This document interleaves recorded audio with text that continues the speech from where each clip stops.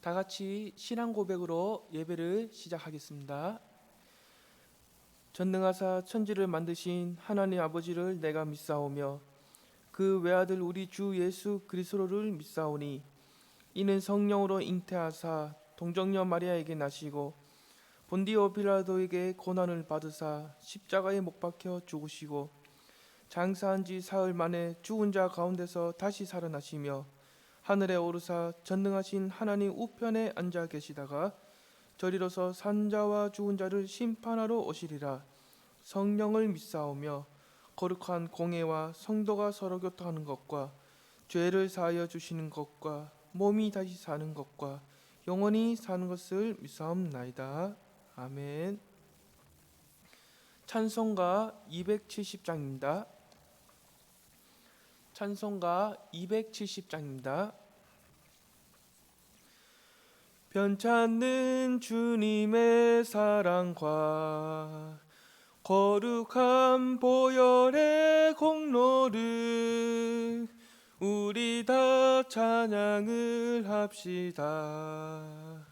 주님을 만나볼 때까지 예수는 우리를 깨끗게 하시는 주시니 그의 피 우리를 눈보다 더 희게 하셨네. 우리를 깨끗게 한 피는 무궁한 생명의 물이세. 생명의 구원을 받은 자 하나님 찬양을 합시다. 예수는 우리를 깨끗게 하시는 주시니 그의 피 우리를 눈보다 더 희게 하셨네. 주님의 거룩한 보혈을 날마다 입으로 간증해 담대히 싸우며 나가세. 천국에 들어갈 때까지 예수는 우리를 깨끗게 하시는 주시니 그의 피 우리를 눈보다 더 희게 하셨네. 십자가 단단히 붙잡고 날마다 이기며 나가세. 머리에 면류관 쓰고서 주 앞에 찬양할 때까지 예수는 우리를 깨끗게 하시는 주시니 그의 피 우리를 눈보다 더 희게 하셨네. 오늘 하나님 말씀 요한복음 11장 47절에서 57절입니다. 요한복음 11장 47절에서 57절까지입니다. 이에 대제사장들과 바리새인들이 공회를 모으고 이르되 이 사람이 많은 표적을 행하니 우리가 어떻게 하겠느냐? 만일 그를 이대로 두면 모든 사람이 그를 믿을 것이요 그리고 로마인들이 와서 우리 땅과 민족을 빼앗아 가리라 하니 그 중에 한 사람 그 해의 대제사장인 가야바가 그들에게 말하되 너희가 아무것도 알지 못하는도다.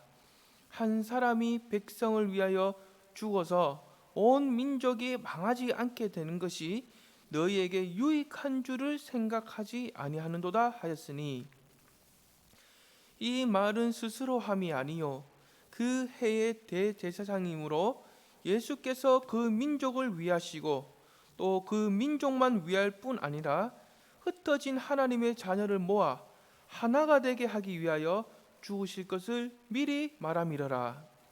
이날부터는 그들이 예수를 죽이러 모이하니라.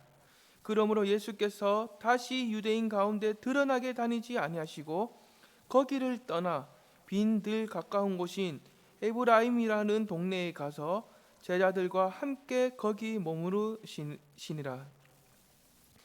유대인의 유월절이 가까움에 많은 사람이 자기를 성결하게 하기 위하여 유월절 전에 시골에서 예루살렘으로 올라갔더니 그들이 예수를 찾으며 성전에 서서 서로 말하되 너희 생각에는 어떠하냐? 그가 명절에 오지 아니하겠느냐 하니 이는 대제사장들과 바리새인들이 누구든지 예수 있는 것을 알거든 신고하여 잡게 하라 명령하였음이라라. 아멘. 주님이 죽은 나사로를 다시 살렸을 때 주님을 불신하던 많은 유대인들은 주님을 믿고 따르게 됩니다. 이 반면에 주님의 그 놀라운 기적을 그 현장에서 직접 보았지만 그럼에도 불구하고 어떤 사람들은 더욱더 주님을 적대하며 경계하게 되었습니다. 뿐만 아니라 주님을 적대하는 그들은 백성들의 마음이 주님께로 향하는 것을 더욱더 원치 않았고 그래서 악의적인 마음을 품고 바리새인들을 찾아가게 되었습니다. 즉 자신들이 주님께 잘못을 범하고 있다는 것을 알리는 것이 아니라 죽은 나사로를 살리신 그 주님이 백성들의 마음을 빼앗지 못하도록 주님을 믿고 따르지 못하도록 하기 위하여 철저하게 어떠한 조치를 취해야 한다고 생각했기 때문에 그들은 바리새인들을 찾아가게 된 것입니다. 그 이유가 무엇입니까? 48절입니다. 만일 그를 이대로 두면 모든 사람이 그를 믿을 것이요 그리고 로마인들이 와서 우리 땅과 민족을 빼앗아 가리라. 만일 이대로 그냥 두면 모든 사람이 주님을 믿고 따르게 되고 그래서 정치적인 폭동이 일어날 것을 우려하고 있다라는 거죠. 그렇게 되면 그들을 지배하고 있던 로마 당국에서는 그것을 반역으로 여겨서 모두 말살하게 되기 때문입니다. 이것은 그들에게 있어서 너무나 두려운 일이죠. 그래서 47절을 보시면 대제사장들과 바리새인들이 공회를 모으고 있습니다. 이 공회는 산헤드린 공회로서 유대인들에게 있어서는 최고의 종교 법정입니다. 그들은 최고의 종교 법정을 열어서 무엇을 하고 있습니까? 53절입니다. 이날부터는 그들이 예수를 죽이려고 모의하느니라. 주님을 처형하기 위한 그 악한 계획을 세우고 있습니다. 사랑하는 여러분, 요한복음 11장 41절에서 42절을 보시면 주님이 나사로를 살리시기 전에 기도를 합니다. 그 기도에서 주님은 아버지께서 나를 보내신 것은 그들로 믿게 하려는 것입니다 라고 그 기도 내용에 담겨져 있습니다. 즉 주님이 죽은 나사로를 살리신 이유는 내가 바로 하나님으로부터 보냄을 받은 아들이요 구원자이심을 믿게 하려는 것이었다라는 거죠. 하지만 대제사장들과 바리새인들 그리고 그들을 따르는 무리들은 누구보다도 하나님 대해서 잘 알고 잘 섬기고 잘 믿는다고 자부했고 백성들도 그렇게 인정을 했습니다. 하지만 그들은 지금 무엇을 하고 있습니까? 하나님이 보내주신 주님을 처형하려는 그 악한 계획을 세우고 있습니다. 여기에 어떠한 의미가 있습니까? 유월절을 가장 철저하게 준비해야 하는 자들이 유월절의 어린 양이신 그 주님을 알아보지 못하고 있다라는 거죠. 다시 말하자면 그들이 바로 영적인 맹인이요 영적으로 죽은 자요 마귀의 자식이다라는 거죠. 뿐만 아니라 모든 의의 원수로서 주의 바른 길을 굽게 하는 자들입니다. 이러한 사실이 그들의 모습을 통해서 드러나고 있다라는 겁니다. 사랑하는 여러분, 오늘날 우리가 주님을 믿고 따르도록 하나님은 우리에게 무엇을 주셨습니까? 하나님의 기록된 말씀인 성경을 우리에게 주셨습니다. 과거에 성경이 완성되기 전에는 기사와 표적을 보고 믿기도 했지만 오늘날 우리는 이 성경만으로도 주님을 믿고 따를 수 있도록 되어 있습니다. 어떻게 해서 이 일이 가능하게 되었습니까?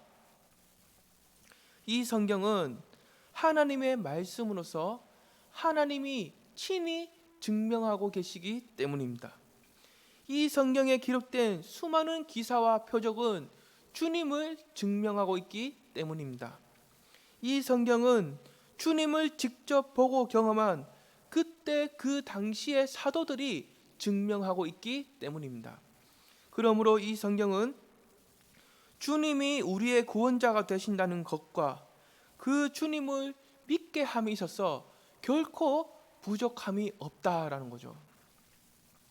사랑하는 여러분, 우리도 역시 대제사장들과 바리새인들처럼 영적인 맹인이요 영적으로 죽은 자로 있을 때 하나님은 이 성경을 통해서 우리의 영적인 눈을 여셔서 주가 주 되심을 보게 하셨습니다. 뿐만 아니라 그 주님을 믿고 따르는 영적으로 살아있는 자가 되도록 하셨습니다. 이것은 저와 여러분의 인생에 있어서 가장 큰 은혜요 축복이라는 것을 항상 기억하면서 살아가야 합니다. 사랑하는 여러분, 이스라엘 백성이 애굽의 노예로 고통하며 괴로워하고 있을 때 하나님은 10가지의 재앙을 내리셔서 바로의 그 완악한 마음을 굴복시키셨습니다. 그런데 여기서 중요한 것은 하나님이 바로의 그 완악한 마음을 굴복시키기 위해서 10가지의 그 모든 재앙이 다 필요했던 것은 아니라는 거죠. 출애굽기 11장 1절을 보시면 여호와께서 모세에게 이르시기를 내가 이제 한 가지 재앙을 바로와 애굽에 내린 후에야 그가 너희를 여기서 내보내리라고 기록하고 있습니다.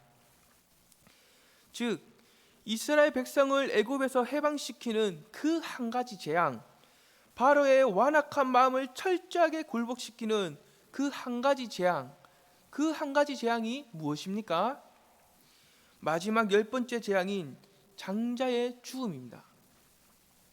이때 이스라엘 백성은 어떻게 해서 그 재앙에서 살아남을 수 있었습니까? 문설주에 어린 양의 피를 바름으로써 살아남게 되었습니다. 바로 이 사건이 하나님이 그들 가운데 행하신 표징이 되고 그 표징을 자손들 귀에 전해서 하나님이 하나님 되심을 알도록 하셨습니다. 이 날을 기념하며 지키는 것이 유월절입니다. 사랑하는 여러분, 하나님은 우리가 참된 구원과 믿음을 가질 수 있도록 이 성경을 주셨습니다. 하나님이 우리에게 성경을 주셨다는 것은 나 한 사람의 구원과 믿음을 위해서 주신 것은 아니죠. 마치 출애굽한 이스라엘 백성이 유월절 어린 양의 사건을 자기 자손들의 그 귀에 전해서 하나님이 하나님 되심을 알게 했던 것처럼 우리도 역시 이 성경을 통해서 하나님이 어떤 분이신지, 하나님이 우리를 위하여 어떤 일을 행하셨는지 그 십자가의 사건을 우리 자녀들에게 전하고 가르쳐야 하는 것입니다. 그 십자가의 사건을 오늘과 내일만 전하고 가르치는 것이 아니라 주님이 이 땅에 다시 오실 때까지 부지런하게 가르치고 전해야 하는 것이죠. 그래서 우리 자녀들도 하나님이 하나님 되심을 알게 하는, 또한 참된 구원과 믿음을 가지게 하는 무엇보다 하나님을 더욱더 사랑하게 하는 그 의무와 책임이 저와 여러분에게 있다라는 겁니다. 사랑하는 여러분, 대제사장들과 바리새인들이 주님을 처형하기 위하여 함께 그 악한 계획을 세우고 있을 때, 그 중에 한 사람인 대제사장 가야바가 부지 중에 어떠한 말을 하고 있습니까? 50절입니다. 한 사람이 백성을 위하여 죽어서 온 민족이 망하지 않게 되는 것이 너희에게 유익한 줄 생각하지 아니하는도다 하였으니, 이스라엘 백성 전체의 평안을 위해서, 즉 다수를 위해서 주님 한 사람이 죽는 것이 더 유익하다라고 말하고 있는 거죠. 적극적으로 주님을 처형하자라는 것입니다. 이것은 지극히 정치적이고 계산적이고 더 나아가서 자신의 기득권을 유지하려는 그러한 발언입니다. 하지만 역사의 주관자이신 하나님은 이 가야바를 통해서 어떻게 하고 계십니까? 가장 합당하지 않은 그 가야바까지도 사용하셔서 하나님의 위대한 뜻을 멈추지 않고 계속해서 그 뜻을 이루어 가신다라는 거죠. 이러한 관점으로 볼 때 주님 안에서 하나님의 사랑을 받는 우리는 더욱더 아름답고 귀한 도구로 사용될 것을 저는 확신합니다.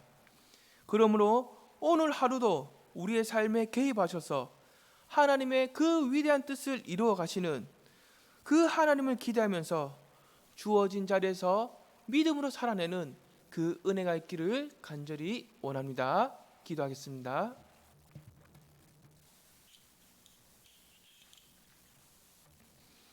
은혜가 풍성하신 하나님 아버지, 우리에게 하나님의 말씀인 이 성경을 주시고, 그래서 영적인 맹인인 우리의 눈을 열어주시고, 또한 영적으로 죽어있던 우리를 주님을 믿고 따르는 영적으로 산 자가 되게 하심을 감사합니다.